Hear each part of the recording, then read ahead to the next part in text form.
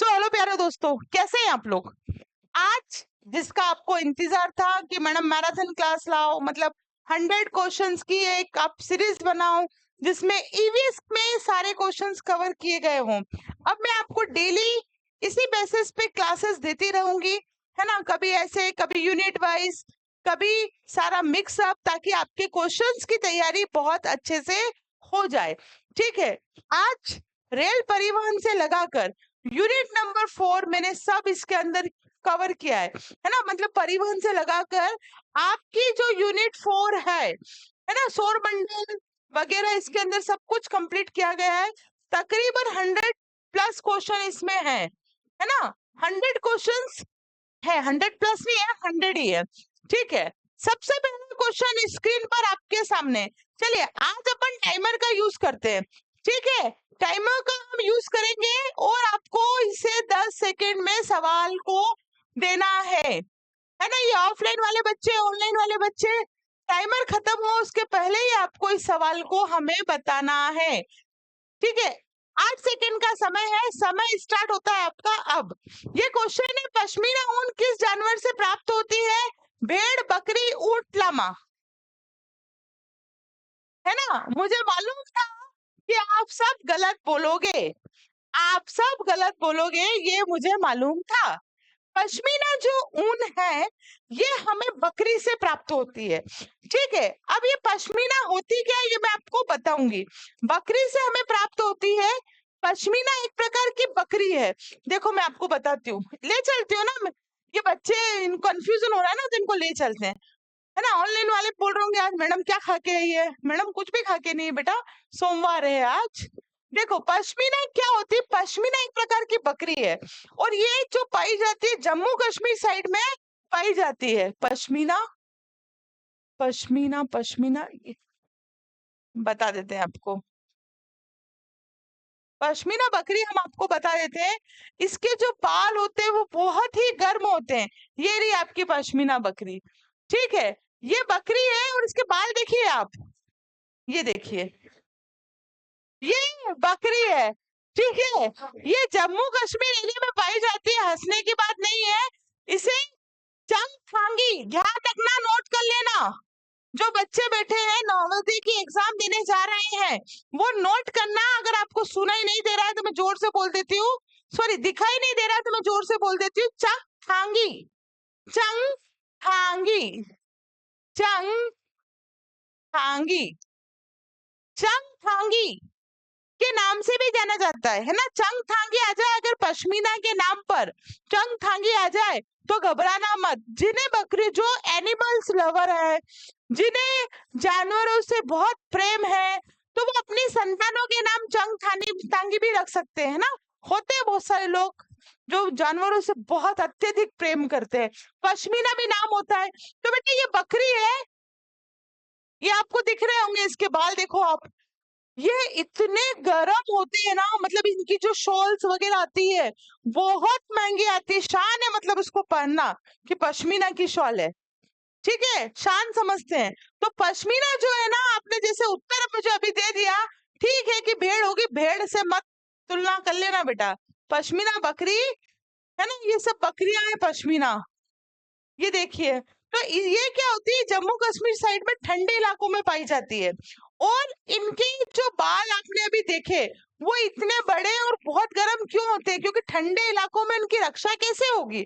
अपन तो इतने ओढ़ पहन के रहते हैं, तो इनके जो बाल हैं, इनके जो बाल हैं इनकी रक्षा करते हैं क्योंकि वो बहुत गर्म होते हैं।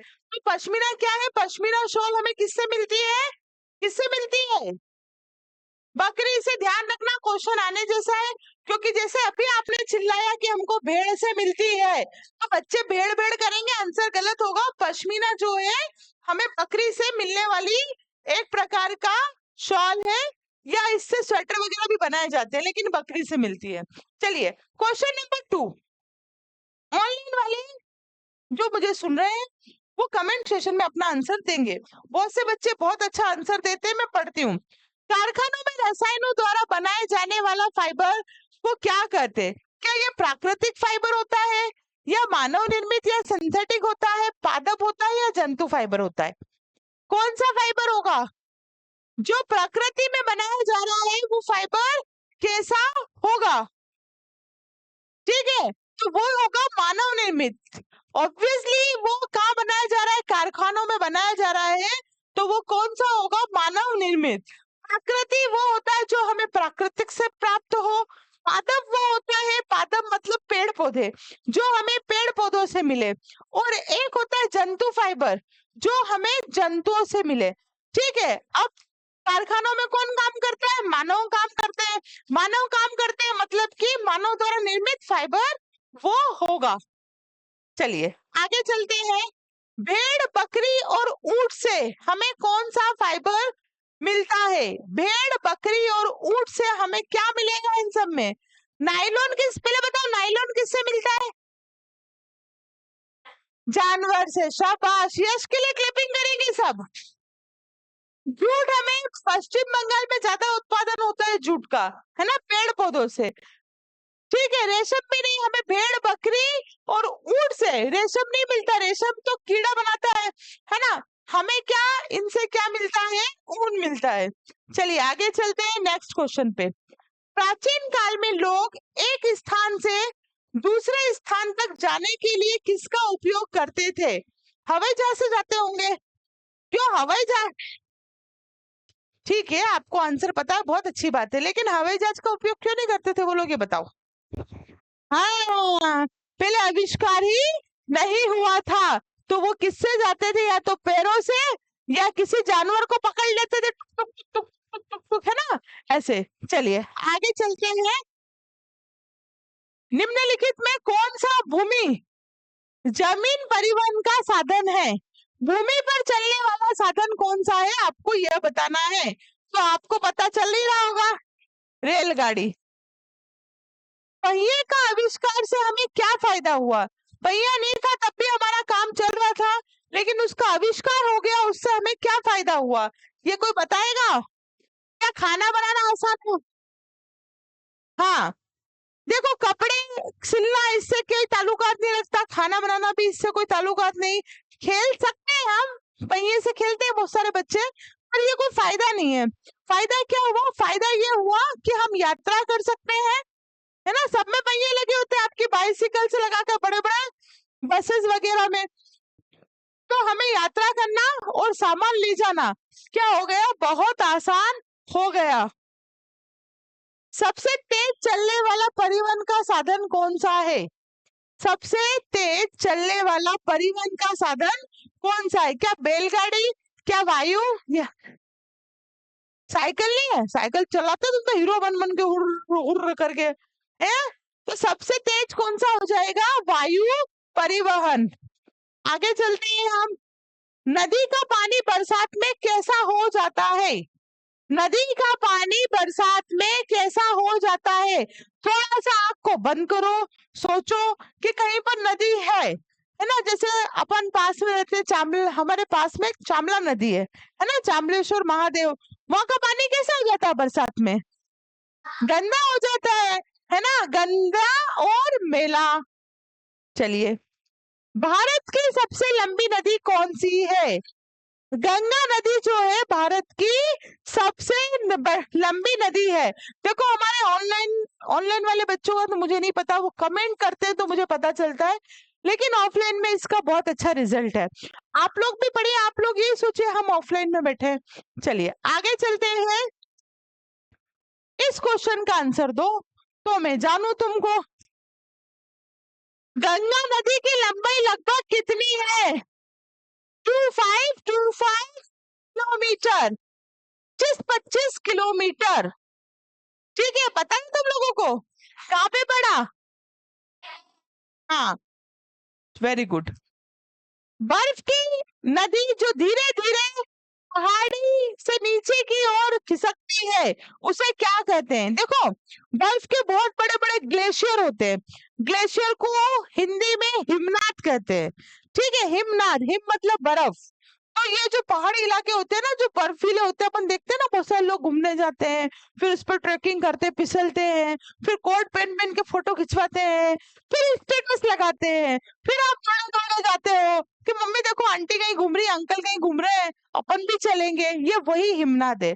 बारिश में क्या होता है, यहाँ हिमनाद है, बर्फ पे पड़ेगा, सूर्य पड़ेगा, सूर्य की रोशनी गर्मी में, तो क्या होगी, वो हिमनाद बर्फ पिघलेगी, पिघलने के बाद वो नदियों तक आएंगी, पानी बनेगा, है ना। अधिक मात्रा में अगर बर्फ पिघलती है तो फिर क्या आती है, बाढ़ आती है, क्योंकि वो बारिश में कन्वर्ट हो गई। तो यही क्वेश्चन है कि बर्फ की नदी जो धीरे धीरे पहाड़ी से नीचे की ओर खिसकती है उसे क्या बोलते हैं, ग्लेशियर, है ना। अब देखो तुमने हिंदी मीडियम में फॉर्म पढ़ा है, तो कभी ग्लेशियर लिखा हुआ ना आए तो आपको ध्यान रखना है कि इसको हिमनद भी कहते हैं, ये आपको ध्यान रखना है।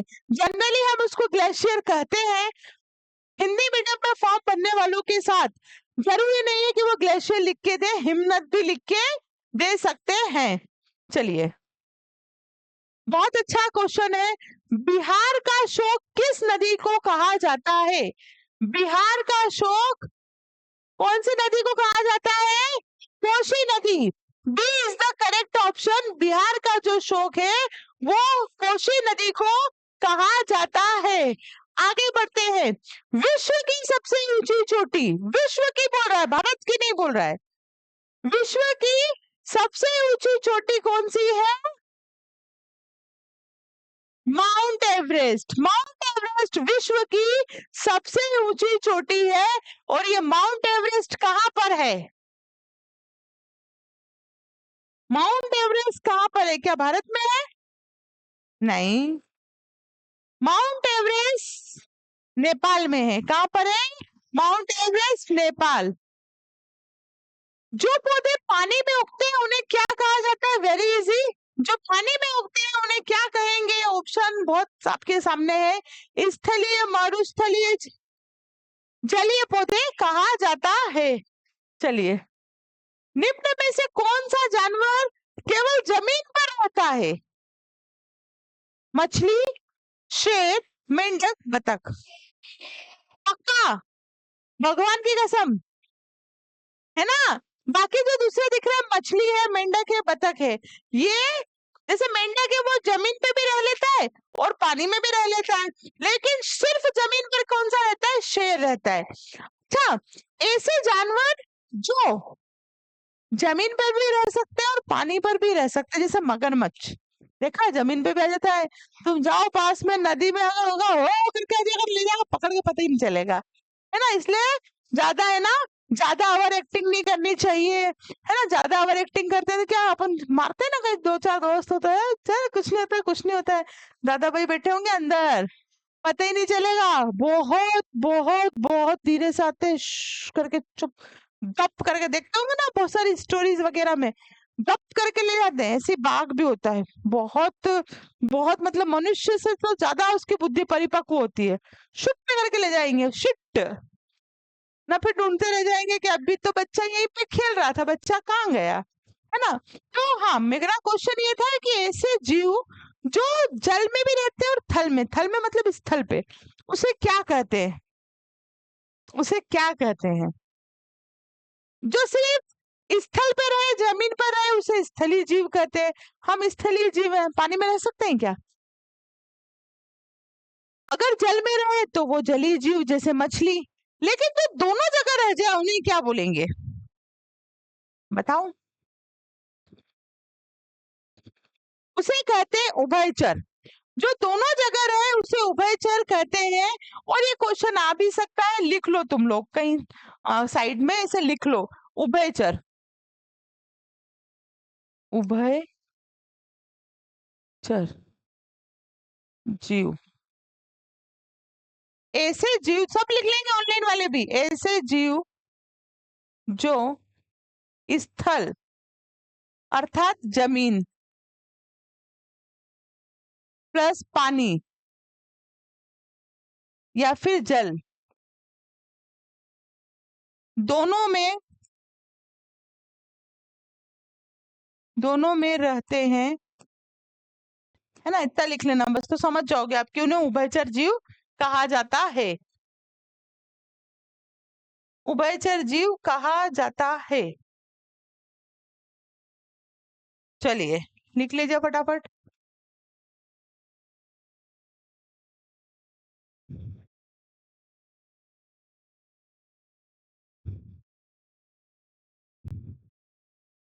लिख लिया?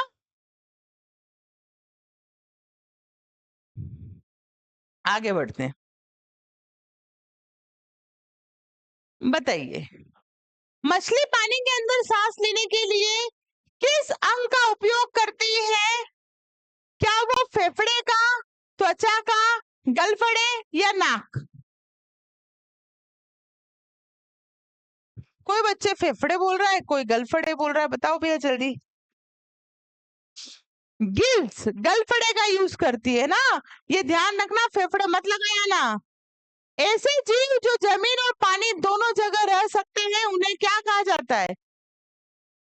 उभयचर। अभी बताया था ना मैंने आपको, आप ही गया ये उभयचर। कमल का पौधा किस प्रकार के आवास का उदाहरण है? कमल का पौधा, कमल कमल का पौधा देखा? कमल का फूल देखा? कहाँ खिलता है कमल? पानी में। लेकिन लोग तो कहते हैं कमल कीचड़ में खिलता है ना? किसी का उदाहरण देते हैं ना, हाँ वही बराबर बात है, पानी में, है ना? तो ये काय का उदाहरण हो जाएगा? जलीय आवास का। आवास मतलब जहां पर कोई रहता है, तो कमल का पौधा कहाँ रहता है? पानी में, तो वो क्या हो गया? जलीय। अगर कमल का पौधा स्थल में रहता है तो काय का उदाहरण हो जाता? स्थलीय। जैसे गुलाब का फूल, है ना? देखे कि नहीं देखे तुम लोगों ने? कभी कभी तो ऐसी शक्लें बनाते हो तुम लोग कि मुझे कंफ्यूजन हो जाता है। कैक्टस का पौधा मुख्य रूप से कहाँ पाया जाता है? पानी में हाँ, कहाँ पाया जाता है? रेगिस्तान में। शाबाश। मेंढक पानी में तैरने के लिए अपने पैरों के लिए किस हिस्से का उपयोग करता है? नुकीले नाखून का, खुर का, इनमें से कोई नहीं। जालदार पैर का, है ना? ये ध्यान रखना है आपको बेटा, क्वेश्चन देखने को मिलेंगे 101%। जलीय पौधों की पत्तियां अक्सर तैरती रहती हैं क्योंकि वे कैसी होती है? जलीय पौधों की पत्तियां अक्सर तैरती रहती है क्योंकि वो कैसी होती हैं? बहुत भारी और सख्त, चौड़ी और मोमी परत वाली, कटी फटी और सूखी, या बहुत छोटी और बिना रंग की? सोच समझ के आंसर देना। चौड़ी और मोमी परत वाली होती है भैया, वो गर्ल्स आगे, इसमें बॉयज पीछे है। व्हेल और डॉल्फिन पानी में रहने के बावजूद सांस लेने के लिए कहाँ आती हैं? पानी में रहती है लेकिन सांस लेने के लिए कहाँ आती है? पानी की गहराई में, पानी की सतह पर, जमीन के अंदर, या वे सांस नहीं लेती हैं? पानी की सतह पर आती है। अब ये तुमने तुक्का मारा कि कहीं पे पढ़ा? पहले तो ये बताओ, पढ़ा है? कहाँ पे पढ़ा है? नहीं, यहाँ पे तो पढ़ा है, मैडम ने पढ़ाया। ठीक है, कौन सी मैडम ने? कनक मैडम ने, या फिर वो शाम को मैडम आते हैं अपनी वो मैम ने, या रितु मैम ने? किसने पढ़ाया? ये ध्यान नहीं है पर पढ़ा है तुमने, ये ध्यान है। ये ध्यान रखना है, वो क्या आती है? पानी की सतह पर। चलिए अगला क्वेश्चन। भूकंप आने पर हमें सबसे पहले क्या करना चाहिए? भूकंप आने पर हमें खिड़की के पास खड़े हो जाना चाहिए, दादा बन के, क्या तेरे में दम है तो मेरे से टकरा, ऐसे हो जाना चाहिए खड़े? या फिर घर से निकलो, खुले मैदान में दौड़ो, या पलंग के नीचे छिप जाना चाहिए, या लिफ्ट का उपयोग करना चाहिए? पलंग के नीचे छिप जाना चाहिए। वेरी गुड, सही ऑप्शन है आप लोगों का। आप सब अपने अपने लिए क्लैपिंग करो। भूकंप की तीव्रता मापने वाले यंत्र को क्या कहते हैं? बैरोमीटर, सिस्मोग्राफ, थर्मामीटर, या स्टेथोस्कोप? सिस्मोग्राफ। दो चीज का संबंध भूकंप से होता है, एक होता है रिएक्टर स्केल और एक होता है सिस्मोग्राफ। समुद्र में भूकंप आने पर उठने वाली विनाशकाली लहरों को क्या कहते हैं? सुनामी। सुनामी कहते हैं, सुनामी काय में आता है? समुद्रों में, है ना? और एक और बात, सुनामी शब्द कौन सा है? जापानी। शाबाश, वेरी गुड। भूकंप कैसी घटना है? क्या मानव उसको उत्पन्न कर सकता है या प्रकृति द्वारा? ठीक है, देखो भैया ऑफलाइन वाले बच्चे तो मुझे आगे पढ़ने नहीं देते, तुरंत जवाब दे देते हैं। फिर भी मैं आप लोगों के लिए पढ़ देती हूँ। मानव निर्मित, प्राकृतिक, जैविक या रासायनिक। तो ये जो आपदा है ये प्राकृतिक आपदा है ना, प्राकृतिक द्वारा दी गई आपदा है ना। ठीक है, भूकंप। डबल हो गया क्वेश्चन। घर बनाते समय भूकंप से बचाव के लिए किन चीजों का इस्तेमाल सबसे सुरक्षित है? केवल भारी पत्थर का, केवल कांच और लोहे की चादरें, भूकंप रोधी डिजाइन और हल्के पदार्थ, या केवल बहुमंजिला इमारतें? कौन सा ऑप्शन होगा? बोलो भाई। भूकंप रोधी डिजाइन और हल्के पदार्थ। चलिए आगे चलते हैं हम। हिमस्खलन मुख्य रूप से किस क्षेत्र में आता है? हिमस्खलन मुख्य रूप से पहाड़ी, पक्का? अच्छा, बच्चे कह रहे हैं हमारे ऑफलाइन के पहाड़ी और बर्फीले क्षेत्रों में, लेकिन आप मुझे बताओ मरुस्थलीय क्षेत्र, तटीय क्षेत्र और घने जंगलों में क्यों नहीं आता? बताओ, जो बताएगा उसको चॉकलेट इनाम। नहीं नहीं, देखो बोल क्या रहा है, हिमस्खलन। हिम मतलब बर्फ, बर्फ कहाँ होगा? बर्फीले क्षेत्रों में होगा। एक सेकेंड, है ना।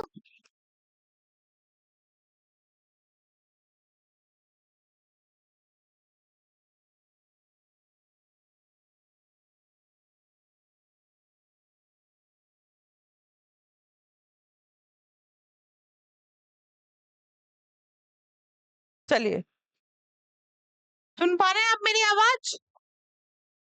चलिए आगे चलते हैं। देखो कभी कभी ऐसा भी होता है, टेक्निकल इशू आता है ऑनलाइन में, हम बोल नहीं पाते, मतलब बोल पाते हैं लेकिन आपको कुछ मिस्टेक होती है। कई बार मेरे साथ भी ऐसा हुआ, आवाज नहीं पहुंच पाती, तो अपने को दिखता तो है ना मैं टिक कर रही हूँ, देख के कम से कम क्लास तो कंप्लीट कर लो। वैसे बहुत कम होता है, पर कुछ टेक्निकल इशू हो जाए, यहाँ सब सही साथ दिखता है, लेकिन कभी कभी ऐसा हो जाता है। चलिए अब अगले क्वेश्चन पे आते हैं। हिमस्खलन के दौरान पहाड़ों से क्या नीचे गिरता है बताइए? बहुत सारा पानी और कीचड़, पिघला हुआ लावा, भारी मात्रा में बर्फ और चट्टानें, या रेत, रेत और सूखी क्या है मिट्टी? तो देखो क्या बोल रहे हैं ये हिमस्खलन। हिमस्खलन मतलब बर्फों का फिसलना, है ना। तो क्या होगा? भारी मात्रा में बर्फ और चट्टान। चलिए आगे चलते हैं। हिमस्खलन से बचने के लिए सुरक्षा का सही उपाय क्या है? बर्फीले ढलानों पर बिना गाइड के जाना, पहाड़ों पर जोर जोर से चिल्लाना कि बचाओ बचाओ बचाओ, या फिर मौसम विभाग की चेतावनी को ध्यान से सुनना, या भारी बर्फबारी में ट्रैकिंग करना। हाँ, मौसम विभाग की चेतावनी को ध्यान से सुनना, क्योंकि देखो अभी भी हमें बता दिया जाता है कि इस तारीख को बहुत बारिश की संभावना है, ऐसा ना करे वैसा ना करे, और उसके बाद भी हम मूर्ख बने, तो हमसे बड़ा मूर्ख कौन है ना। इसीलिए जो मौसम विभाग है वो हमेशा हमें जानकारी देता है, और वो हमें सतर्क करता है कि इस तारीख को ऐसा ऐसा हो सकता है, तो हम उसे सुने और अपने आप को सेफ रखें, यही सबसे अच्छा तरीका है। चलिए, चक्रवर्ती तूफान आने पर हवाएं किस प्रकार चलती है? चक्रवर्ती तूफान आने पर हवाएं किस तरह से चलती है? कौन सा ऑप्शन हो सकता है? गोल गोल घूमते हुए बहुत तेज गति से, गोल गोल घूमते हुए बहुत तेज गति से। भारत के तटीय भाग में चक्रवर्ती तूफान आने का खतरा सबसे अधिक रहता है, कहां पर रहेगा? हिमालय क्षेत्र में, मरुस्थलीय क्षेत्र में, समुद्र के तटीय क्षेत्र में, या मैदानी क्षेत्रों में? हाँ, समुद्र के तटीय क्षेत्र में। बहुत अधिक और लगातार बारिश होने के कारण जब नदियां अपने किनारों से बाहर बहने लगती है तो उसे हम क्या कहते हैं? क्या हम उसे सूखा कहेंगे, बाढ़ कहेंगे, भूकंप कहेंगे, चक्रवात कहेंगे? बाढ़ क्यों कहेंगे, भूकंप क्यों नहीं कह सकते? क्योंकि भूकंप में तो जमीन कंपन करती है ना? पानी, बाढ़ किससे होती है? पानी की अधिकता होती है तो ही बाढ़ होती है ना? देखो समझो शब्दों को कि चक्रवात क्या है, सूखा क्या है। सूखा मतलब पानी ही नहीं गिर रहा, और यहाँ तो पानी बह रहा है अत्यधिक, क्या होगी वो? बाढ़ होगी। चलिए आगे चलते हैं। देखो 100 सवाल है और अभी हम 35 पर ही आए हैं। क्वेश्चन एग्जाम में, आज की सीरीज से क्वेश्चन एग्जाम में जरूर देखने को मिलेगा, ये पक्की बात है। आप भी ऑनलाइन वाले पुश करके आगे बढ़ा के ना देखें, जितनी भी देर का वीडियो अगर 2 क्वेश्चन भी आते हैं तो आपकी तो लाइफ सेटल। बाढ़ आने पर हमें सुरक्षा के लिए तुरंत कहाँ जाना चाहिए? किसी ऊंचे स्थान पर या पक्के मकान की छत पर, नदी के किनारे, खेत के मैदान में, ब्लेसमेंट में? ब्लेसमेंट मतलब समझते हो? वो तलगर होता है, नीचे बना होता है, आजकल लोग बहुत बनवाते हैं, उसमें पार्किंग वगैरह भी करवा लेते हैं, उसको ब्लेसमेंट कहते हैं। ठीक है, या पेड़ के नीचे। तो इसका सही ऑप्शन हो जाएगा ए। कौन सा हो जाएगा? ए, किसी ऊंचे स्थान पर या पक्के मकान पर। बाढ़ प्रभावित क्षेत्रों में किस तरह की बीमारियां फैलने का खतरा सबसे अधिक होता है? त्वचा की, पानी से फैलने वाली बीमारियां, आंखों की कमजोरियां, या हड्डियों का दर्द? जहां पर बाढ़ बार बार आए तो वहां पानी की खराबी से, क्योंकि बारिश में वैसे पानी कैसा हो जाता है, गंदा हो जाता है, तो हैजा, पेचिस, दस्त लगना, ये बीमारियां बहुत होती है पानी की वजह से। ठीक है, जितनी भी बीमारियां पानी की वजह से होती है वो बाढ़ प्रभावित क्षेत्रों में होती है। घरों या इमारतों में आग लगने पर तुरंत किस नंबर पर कॉल करना चाहिए? नहीं, 108 नहीं है, 101 और 112, ये दोनों टोल फ्री नंबर है, इस पर कॉल करने का कोई पैसा नहीं लगता है। चलिए, कौन सा प्राकृतिक संसाधन कभी समाप्त नहीं होता? कौन सा प्राकृतिक संसाधन कभी खराब नहीं होता? तो सूर्य का प्रकाश, है ना? अपन नारे भी लगाते हैं कि जब तक सूरज चांद रहेगा, फलाने फलाने तेरा नाम रहेगा, है ना? मतलब ना तो सूर्य सूर्य खत्म होगा, चंद्रमा खत्म होगा, ना आपका नाम खत्म होगा। आ रही बात समझ में? चलिए, इनमें से कौन सा ऊर्जा का नवीनीकरण का स्रोत है? देखो, जब हमें कुछ समझ में ना आए तो जब हमको 3 एक जैसे दिखे उसको हटा दो, जैसे सौर ऊर्जा, है ना? सौर ऊर्जा, सॉरी सौर ऊर्जा नहीं है, सौर ऊर्जा नहीं है। जैसे कोयला, पेट्रोल, डीजल, ये सब जमीन से खोद खोद के निकलते हैं। कौन सा बच रहा है? सौर ऊर्जा। तो इसका सही ऑप्शन हो जाएगा सौर ऊर्जा। अंतरिक्ष यात्रियों को अंतरिक्ष में जाने के लिए किस विशेष वाहन का उपयोग करना पड़ता है? क्या हेलीकॉप्टर से जाएंगे, रॉकेट स्पेस शटल से जाएंगे, हवाई जहाज से, या हॉट बलून से जाएंगे? क्यों, हेलीकॉप्टर से नहीं जा सकते क्या? हाँ, तो किस, हाँ, रॉकेट से। शाबाश, वेरी गुड। सौर ऊर्जा का मुख्य स्रोत क्या है? अच्छा, आज की सीरीज में मजे आ रहे हैं ना? आ रहे हैं ना? ऑनलाइन वाले बच्चों को आ रहे हैं कि नहीं, कमेंट में बताएंगे। क्लास अभी इतनी ही और चलेगी क्योंकि अभी हम आधे क्वेश्चन पे भी नहीं आए हैं। ठीक, लेकिन क्वेश्चंस यहाँ से आएंगे, इसलिए दिमाग में बिठा लो। सौर ऊर्जा का मुख्य स्रोत क्या है? सूर्य। पृथ्वी का प्राकृतिक उपग्रह कौन सा है? बहुत इंपॉर्टेंट क्वेश्चन है, क्वेश्चन एग्जाम में आ सकता है। पृथ्वी का प्राकृतिक उपग्रह कौन सा है? पृथ्वी, सूर्य, तारे, चंद्रमा। तो चंद्रमा इज राइट आंसर। सूर्य के चारों ओर घूमने वाले खगोलीय पिंड क्या कहलाते हैं? तो यह कहलाते हैं ग्रह। इनमें से कोई सा भी क्वेश्चन देखने को मिलेगा 100% आएगा, लिख लेना, नहीं समझ में आया तो रट लेना। कौन सा ग्रह सूर्य के सबसे निकट है? पक्का क्वेश्चन आएगा कहीं ना कहीं से। कौन सा ग्रह सूर्य के सबसे निकट है? तो वो नहीं, वो है बुध। चलिए आगे चलते हैं। हमारे सौर मंडल में चलने वाला सबसे प्रसिद्ध ग्रह कौन सा है? छल्ले वाला। सबसे प्रसिद्ध ग्रह कौन सा है? बृहस्पति। ध्यान रखना है, भूलना नहीं है। देखो तुम्हारी बोलती अब धीरे धीरे बंद हो गई ना। सौर परिवार का सबसे छोटा ग्रह कौन सा है? सौर परिवार का सबसे छोटा ग्रह बुध है। कौन सा ग्रह भोर का तारा कहलाता है? कौन सा ग्रह भोर का तारा कहलाता है? Important question. शुक्र ग्रह। चंद्रमा का पृथ्वी तक पहुंचने में, जो चंद्रमा का प्रकाश है उसे पृथ्वी तक पहुंचने में कितना समय लगता है? चंद्रमा के प्रकाश को पृथ्वी तक पहुंचने में जो समय लगता है वो 1.3 सेकेंड। बहुत इंपॉर्टेंट क्वेश्चन, एग्जाम में आने की प्रबल संभावना। 1.3 सेकेंड। ये चंद्रमा का प्रकाश है। चंद्रमा का प्रकाश पृथ्वी तक आने में ज्यादा समय नहीं लगता। 1.3 सेकेंड में चंद्रमा का प्रकाश हम तक आ जाता है, लेकिन सूर्य दूर है इसलिए सूर्य का प्रकाश पृथ्वी तक पहुंचने में 8 मिनट 20 सेकेंड। दोनों मोस्ट मोस्ट मोस्ट इंपॉर्टेंट है, ध्यान रख लेना भैया। ठीक है, लिख लीजिए। सूर्य का प्रकाश पृथ्वी तक पहुंचने में 8 मिनट 20 सेकेंड, चंद्रमा का प्रकाश 1.3 सेकेंड। सौर मंडल का लाल ग्रह, क्वेश्चन आएंगे बेटा यहाँ से, अभी बोल रही हूँ मैं बार बार। सौर मंडल का लाल ग्रह किसे कहा जाता है?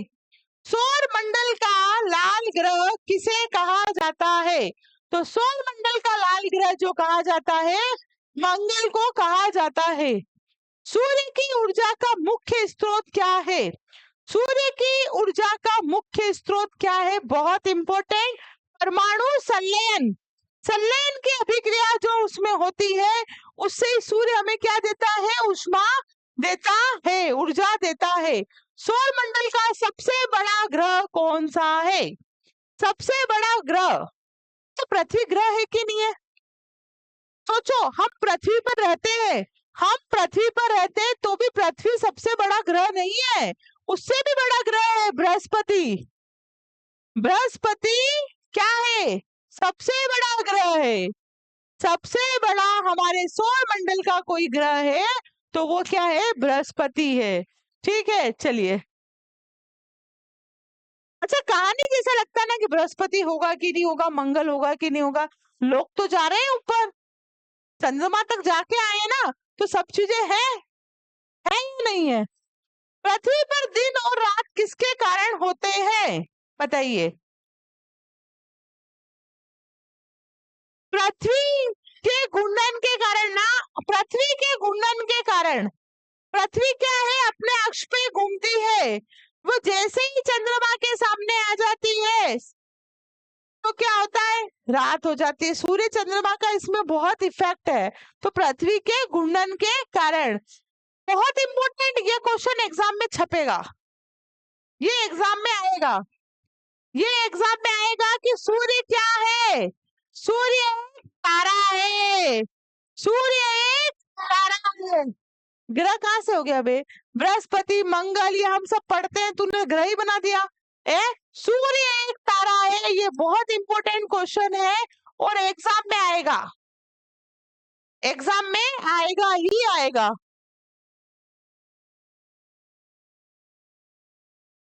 ऑनलाइन वाले बच्चे विशेष ध्यान दें, जो क्वेश्चंस बताए जा रहे हैं इंपॉर्टेंट है, उनको तो बिल्कुल आप लोग एग्जाम में उतार लो, क्योंकि हमने 11 रुपए की एक टेस्ट सीरीज भी लॉन्च की थी लास्ट टाइम। क्वेश्चंस बहुत सारे वहां से आए हैं, आप देख सकते हैं। हमारे एप्लीकेशन को जाकर आप चेक करें तो आपको पता चल जाएगा। पृथ्वी अपनी धुरी पर अपना एक चक्कर कितने समय में लगाती है? ये पूछ रहा, दिन और रात कितने? 24 घंटे। कौन है? 12 घंटे। एक दिन में कितने घंटे होते हैं? 24 घंटे। बी करेक्ट ऑप्शन है, लेकिन इसका सटीक जो आंसर है, बिल्कुल सटीक, तो एक पूरा चक्का वो लगा लेती है 23 घंटे 56 मिनट 4 सेकेंड, है ना। 3 मिनट समथिंग कुछ शेष रहते हैं 24 घंटे में, है ना, 3 मिनट मोटा मोटा। ठीक, और अगर आंसर में 24 घंटे हो तो 24 लगाना है, और अगर ये हो तो फिर आपको यही लगाना है। चलिए। अंतरिक्ष से देखने पर पानी की अधिकता के कारण किस ग्रह को नीला ग्रह कहते हैं? अगर आप अंतरिक्ष में जाओगे, अगर आपको ये सौभाग्य मिले आप अंतरिक्ष में जाओ, तो आप वहां से अगर हमारी प्यारी पृथ्वी ग्रह को देखोगे तो हमारा ग्रह कैसा दिखेगा आपको? नीला ग्रह दिखेगा, नीली नीली दिखेगी। जल चक्र में पानी की अवस्था किसमें नहीं बदलती? इनमें से किसी में नहीं, क्योंकि सब में बदलती है, ठोस, द्रव, गैस, इनमें से कोई नहीं। पृथ्वी के चारों ओर वायु की परत को हम क्या कहते हैं? पृथ्वी के चारों ओर वायु की परत को हम वायुमंडल कहते हैं। चलिए आगे चलते हैं। वायुमंडल में ऑक्सीजन का प्रतिशत कितना है? तो वायुमंडल में जो ऑक्सीजन है वो है अपनी 21%। कितनी है? 21%। और नाइट्रोजन 78%। तो वायुमंडल में जो सबसे ज्यादा गैस है वो है नाइट्रोजन। नाइट्रोजन कौन सी गैस है? नाइट्रोजन। लेकिन अगर आप लोग पेड़ पौधे नहीं लगाएंगे, पेड़ पौधे काटेंगे, तो हमारी ऑक्सीजन देखो अभी तो 21% दिख रही है, लेकिन और कट पिट के कम हो जाएगी। ओजोन परत वायुमंडल, ये बहुत इंपॉर्टेंट है, एग्जाम में आ सकता है। ओजोन परत वायुमंडल की किस परत में पाई जाती है? शोभ मंडल में, समताप मंडल, मध्य मंडल? वायुमंडल में भी बहुत सारी लेयर्स होती है ना, जैसे शोभ मंडल होती है, समताप, मध्य मंडल, आयल मंडल। तो ये पाई जाती है समताप मंडल में, है ना। कौन से मंडल में पाई जाती है? समताप मंडल में। प्रकाश संश्लेषण की प्रक्रिया के दौरान पौधे वायुमंडल की कौन सी गैस छोड़ते हैं? हाँ, तो इससे भी हो गया कि पौधे तो एक ही गैस छोड़ते हैं, ऑक्सीजन, और कार्बन डाइऑक्साइड लेते हैं। अच्छा, प्रकाश संश्लेषण की क्रिया में पौधे क्या बनाते हैं अपने लिए? भोजन बनाते हैं, है ना, भोजन बनाते हैं। प्रकाश संश्लेषण वह प्रक्रिया है जिसके द्वारा पेड़ पौधे अपने लिए क्या बनाते हैं? भोजन। इसमें क्या क्या आवश्यक होता है? सूर्य का प्रकाश, पानी, ये सब इसमें जरूरी होता है। आगे चलते हैं। बादलों से पानी का बारिश, बादलों से पानी का बारिश बर्फ या ओले के रूप में धरती पर गिरना क्या कहलाता है? वाष्पीकरण में तो पानी सोखता है, वर्षण। वर्षण कहलाता है, क्या कहलाता है? वर्षण। चलिए, जल चक्र में पानी की बूंदों का मिलाकर बादल बनने की प्रक्रिया क्या कहलाती है? संघनन। इंपॉर्टेंट क्वेश्चन है, एग्जाम में आ सकता है। संघनन क्या कहलाती है? संघनन। चलिए धीरे धीरे हम अंत की ओर जा रहे हैं। ऑनलाइन वाले बच्चे भी ध्यान से इन चीजों को पढ़े, नहीं तो फिर पढ़ा रही हूँ, आप पढ़ नहीं रहे हैं, तो ये तो फिर आप ही समझदार है बेटा, क्या ही बोलूं मैं। हाँ, अभी हमने पढ़ा हमारे वायुमंडल में सबसे अधिक मात्रा में पाई जाने वाली जो गैस है वो क्या है? नाइट्रोजन है। सबसे अधिक मात्रा में जो गैस पाई जाती है वो कौन सी है? नाइट्रोजन। पहाड़ों पर जैसे जैसे हम ऊंचाई पर जाते हैं, हवा का दबाव, हम जैसे जैसे पहाड़ों पर जाएंगे हवा का दबाव क्या हो जाएगा वहां पर? नहीं, कम हो जाता है। तभी तो हमको ऑक्सीजन साथ में लेके जानी पड़ती है। जो पर्वतारोही होते हैं, है ना, वो क्या करते हैं? ऑक्सीजन का सिलेंडर साथ में लेके जाते हैं। ठीक है, ये ध्यान रखना है बेटा यार, कम तुम गड़बड़ घोटाला मत कर देना।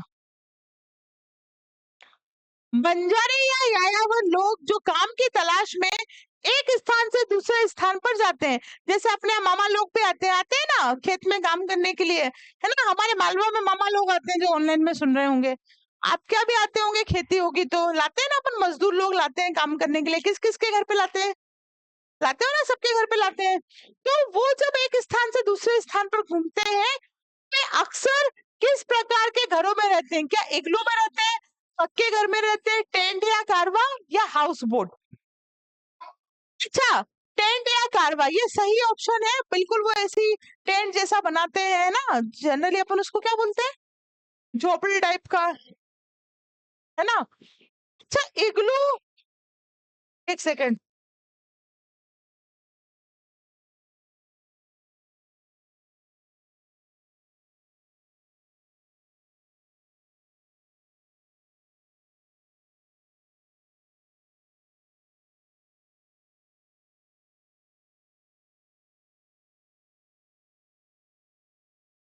चलो क्षमा चाहूंगी, इम्पोर्टेंट कॉल था। अच्छा, इग्लू का होता है, बर्फ का बना होता है। कि अगर आपने देखे ही है, हाउस बोट कहाँ बनी होती है? पानी में। शाबाश। स्थान की कमी के कारण बहुमंजिला इमारतें मुख्य रूप से कहाँ बनाई जाती है? बहुमंजिला मतलब हम बोलते हैं 4 मंजिल मकान है, 5 मंजिल मकान है। तो ये बड़े शहरों और महानगरों में देखते हैं ना, बहुत बड़ी बड़ी मल्टी बना लेंगे ना, फिर वो बेच देते हैं ना, फिर बोलते हैं हम फ्लैट में रहते हैं। फिर अपने गांव के लोग बोलते हैं ऐसा क्या काम का मकान, छत भी अपनी नहीं ना, ग्राउंड भी अपना नहीं है। बोलते हैं कि नहीं बोलते हैं, है ना? ऐसा जिन क्षेत्रों में बहुत अधिक वर्षा बर्फबारी होती है, वहां घरों की छतें कैसी बनाई जाती है? बिल्कुल छपकती, या ढलाव वाली, या बिना छत के रहते हैं, गोल गुम्बद जैसी? हाँ, ढलाव वाली क्या होती है? बर्फ सब नीचे गिर जाती है ना? चलिए, कश्मीर और केरल में पर्यटकों के बीच बहुत लोकप्रिय पानी में तैरते हुए घरों को क्या कहा जाता है? अभी बनने हैं। क्या कहा जाता है? House boat. क्या कहा जाता है? कैंपिंग के दौरान लगाए जाने वाले टेंट आमतौर पर किस सामग्री के बने होते हैं? ईंट और सीमेंट के बने होते हैं, या फिर कांच के, या फिर कैनवास के, या फिर लकड़ी के?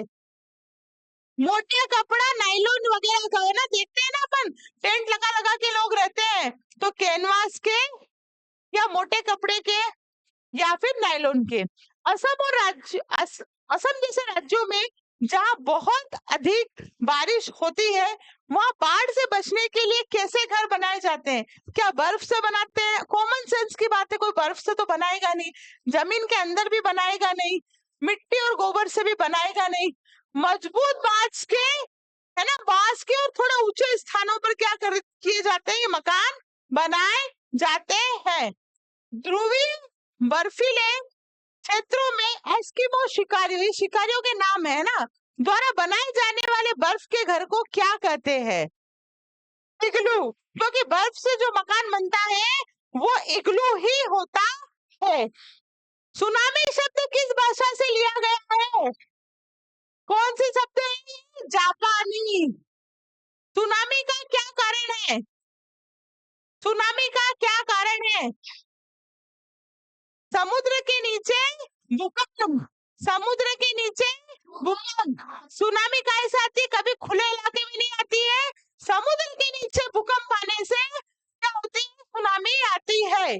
समुद्र में उठने वाले उस भीषण तूफान को क्या कहते हैं जो तेज हवाओं और भारी बारिश के साथ तटीय इलाकों में तबाही मचाता है? क्या वो सूखा होता है? भूकंप तो ऐसे आ जाता है। समुद्र की बात हो रही है तो क्या होगा? चक्रवात। क्या आएगा? चक्रवात।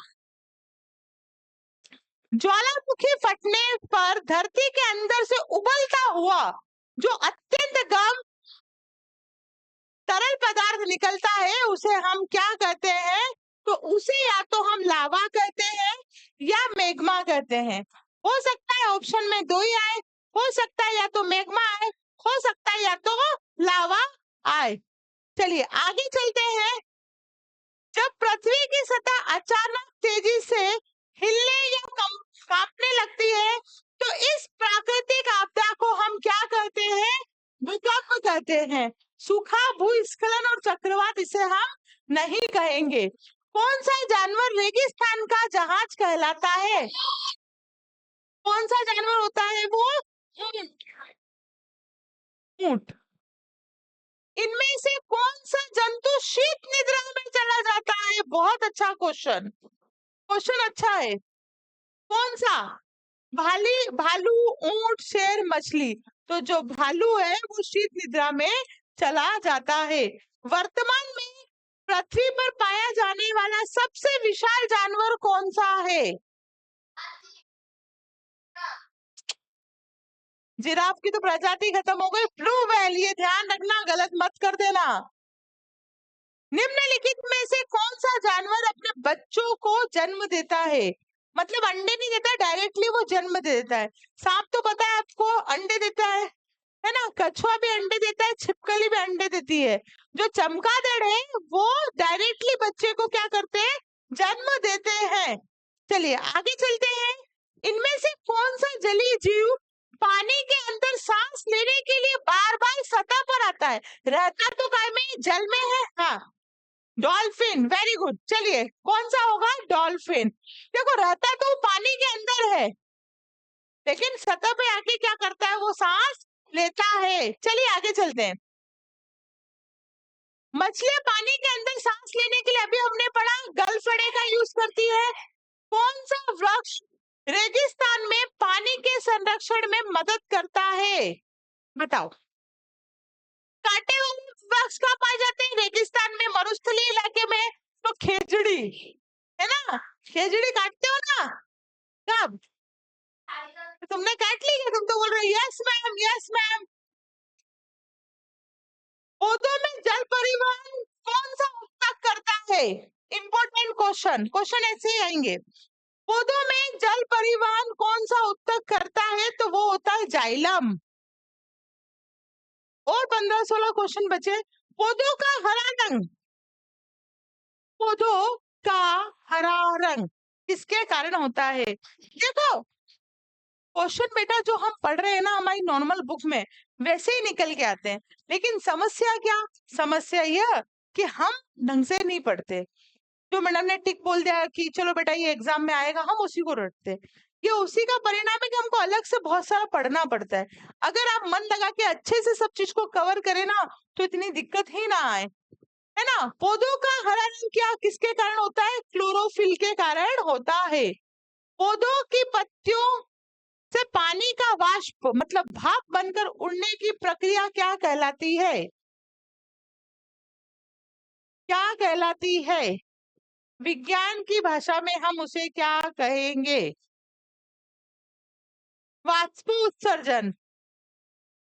पौधे का कौन सा भाग जो सूर्य के प्रकाश, पानी और कार्बन डाइऑक्साइड की मदद से भोजन बनाता है? कौन सा ऐसा भाग है? देखो यहाँ पे आ गया, अभी मैंने बताया था यहाँ पे सूर्य का प्रकाश भी है, पानी भी है, कार्बन डाइऑक्साइड भी है। कौन सी प्रोसेस हो रही है यहाँ पर? ए, प्रकाश संश्लेषण की हो रही है। और कौन सा भाग है जो बनाता है? पत्तियां।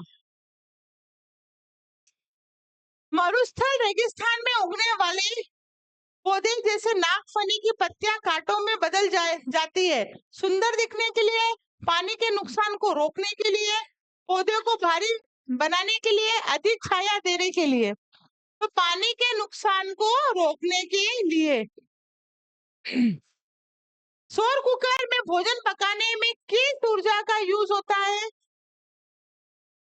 सौर ऊर्जा का। प्रेशर कुकर में भोजन जल्दी क्यों बन जाता है? प्रेशर कुकर मतलब वही कुकर जो आप यूज करते हैं, जो सीटी मारते हैं। 3 सीटी आए तो गैस बंद कर देना। मम्मी कभी कभी बोल के जाती है ना कि बेटा 3 सीटी आए तो गैस बंद कर देना। पता चलता अपन भी खेलने चले गए, सीटी पे सीटी आई जा रही है ना। होता है ना कभी कभी, फिर मम्मी डांटती है, मारती है। अधिक दबाव के कारण पानी का क्वथनांक बढ़ जाता है। कुकर के रंग के कारण, भोजन का वजन कम होने के कारण, या हवा बाहर रहने के कारण? किस कारण, किस कारण भोजन जल्दी बन जाता है? तो अधिक दबाव के कारण पानी का क्वथनांक बढ़ जाता है। रसोई के जैविक कचरे से क्या बनेगा? देखो जैविक, जब तुम्हें कुछ भी पता नहीं चले तो तुम सोचो रसोई में से क्या क्या कचरा निकल सकता है। तो देखो कभी पेट्रोल बन सकता है क्या? नहीं बन सकता। कांच बनेगा? नहीं बनेगा। प्लास्टिक बनेगा? नहीं बनेगा। हो सकता है तुम कंपोस्ट नहीं जानते हो, ऐसा हो सकता है। लेकिन तुम्हें ये तो पता नहीं कि नहीं बनेंगे, तो तुम कंपोस्ट पे क्लिक कर दो। Compost is right answer. पेड़ों की जड़ें मृदा संरक्षण में कैसे सहायक होती है? मृदा संरक्षण मतलब मृदा को बचा के रखना। तो क्या ऑप्शन होगा? मिट्टी को बांध के रखना, मिट्टी को हवा में उड़ाती है, मिट्टी को प्रदूषित करती है, या मिट्टी को जहरीला बनाती है? क्वेश्चन, मिट्टी को बांध कर रखती है, मृदा संरक्षण करती है, मृदा की बचत होती है। मिट्टी को बांधेगी तो हवा में उड़ेगी नहीं, बारिश में बहेगी नहीं। ठीक है, चलिए आगे चलते हैं अपन। मृदा अपरदन रोकने के लिए हमें क्या करना चाहिए? मृदा अपरदन मतलब मृदा व्यर्थ ना जाए, बहे ना, उसका संरक्षण हो सके, उसको रोकने के लिए क्या करना चाहिए? जंगलों की कटाई करनी चाहिए, भूमियों को खाली छोड़ना चाहिए, वृक्षारोपण करना चाहिए। क्योंकि जितने अधिक आप वृक्षारोपण करेंगे उतनी उनकी जड़ें निकलेंगी, जड़ें निकलेंगी तो क्या होगा? मिट्टी को बांध के रखेंगे, मिट्टी को बांध के रखेंगे तो क्या होगा? हवा चलेगी, बारिश होगी तो मिट्टी बहेगी नहीं। अगला क्वेश्चन, पहाड़ी क्षेत्रों में सीढ़ी नुमा खेत बनाने को क्या कहते हैं? सीढ़ीदार खेत, झूम खेती, गहरी खेती या समतल सिंचाई? तो इसको हम क्या कहते हैं? सीढ़ीदार खेती। आगे चलते हैं, खेत को सूखी पत्तियों या घास से ढकने की विधि क्या कहलाती है? तो मल्चिंग या आच्छादन। छनाई पाश्चुरीकरण तो दूध का होता है, आसवन नहीं है, छनाई नहीं है। ए इज द करेक्ट ऑप्शन। चलिए, गीले हाथों से बिजली का स्विच क्यों नहीं छूना चाहिए? अच्छा, सबको पता है, करंट लग सकता है। कोई ऐसा बच्चा है कि जिसको नहीं पता हो तो हाथ छू के देख लेना, हो है ना? इसलिए क्या करना चाहिए? गीले हाथों से बिजली का स्विच नहीं छूना चाहिए, क्योंकि बिजली का झटका लग सकता है। निम्नलिखित में से कौन सा अनवीनीकरण ऊर्जा का स्रोत है? अनवीनीकरण, आप देखो यहाँ पर जल, पवन, सूर्य, ये सब प्राकृतिक दिख रहे ना, तो कोयला, कोयला भी है तो प्राकृतिक, लेकिन मिलता है, हमें निकालना पड़ता है, बाकी ये तो हमारे पास रहेंगे ही सही। भोजन से पहले हाथ क्यों धोना चाहिए? भोजन का रंग बदल जाता है ना हाथ धोते तो, नहीं बदलता? मतलब ये ऑप्शन नहीं होगा। हाथों का वजन बढ़ जाता है हाथ धोने से, ये भी नहीं होगा। अरे, भूख समाप्त करने के लिए हाथ धो लो, भूखने लगेगी। फिर क्या करना पड़ता है? फिर रोगाणुओं को हटाने के लिए। फव्वारा सिंचाई किस प्रकार कार्य करती है? फव्वारा सिंचाई देखिए, वो लगी रहती है ना, फव्वारे जिससे चलती है, बूंद बूंद निकलती रहती है, तो वर्षा की बूंदों के समान पानी छिड़कती है। रसोई घर से धुआं कम करने के लिए हमें क्या करना चाहिए? उचित वायु संचार, सभी खिड़कियां बंद, गीली लकड़ी का प्रयोग या अधिक कूड़ा जलाना चाहिए? कौन सा है? ए वाला। उचित वायु संचार मतलब जो हवा है उसको पास करने के लिए उचित जगह होनी चाहिए, खिड़कियां होनी चाहिए, ऊपर रोशनदान होना चाहिए, ताकि क्या हो? धुआं बाहर निकल सके। इसी धुएं से घर की माताओं बहनों को बचाने के लिए हमारे यशस्वी प्रधानमंत्री ने कौन सी योजना चलाई थी? उज्ज्वला योजना, जिसमें क्या मिलता था? Gas cylinder. क्यों? उनको कोई शौक थोड़ी ना आ रहा था, ये जो हानि हो रही थी घर के लोगों पे भी इफेक्ट पड़ता था, तो इसी से बचने के लिए उज्ज्वला योजना चलाई गई थी, है ना? उन लोगों के लिए जिनके पास गैस सिलेंडर नहीं थे, उसका कुछ मापन थे कि इन लोगों को दी जाएगी, लेकिन सबने यूज किया, है ना? इसलिए तो फिर प्रधानमंत्री जी कहते हैं यार कि जिसको जरूरत है वहां तक तो पहुंचने नहीं देते, बीच में ही लोग हमको चाहिए, हमको चाहिए, हमको चाहिए करके, है ना? गलत तरीका है ये। जिन लोगों के लिए जो स्कीम है, हमारा दायित्व बनता है कि हम वो स्कीम वहां तक पहुंचने देवें। ठीक, तो मुझे लगता है आज की सीरीज आपको बहुत अच्छी लगी होगी। अच्छी लगी है तो आप हमें मैसेज करें, कमेंट सेक्शन में बताएं, और ये लिंक उन तक पहुंचाए जिन तक ये जरूरी है। ठीक है, तो आज के लिए इतना ही। ऐसी सीरीज पाने के लिए आप हमारे चैनल को सब्सक्राइब करना ना भूलें। नेक्स्ट क्लास में हम बहुत जल्द मिलेंगे, तब तक के लिए जय हिंद, जय Bharat. Thank you very much.